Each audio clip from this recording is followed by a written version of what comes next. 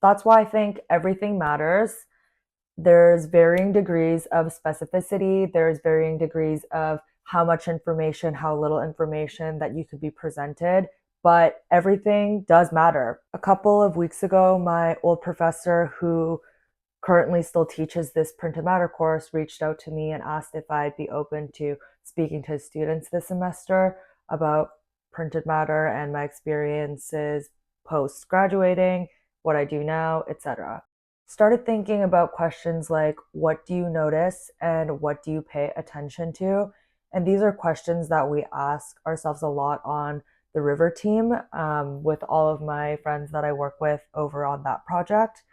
So I decided that I would give the students an opportunity to get varying pieces of information about me, maybe not much information about me, or maybe a lot of information about me.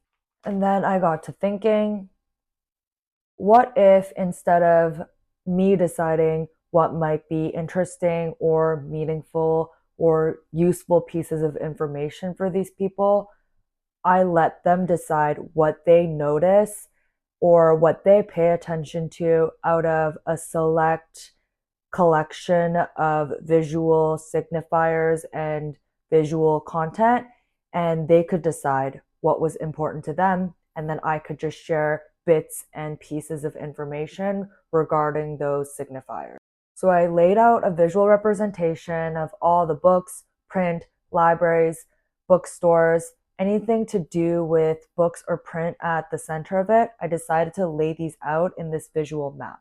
Once I collected everything, I started laying it out and connecting the dots, going off in tangents, and really taking all these visual cues and creating a map of my experiences, all centered around print. I started slowly scrolling through the visual map that I created for around 2 minutes or so.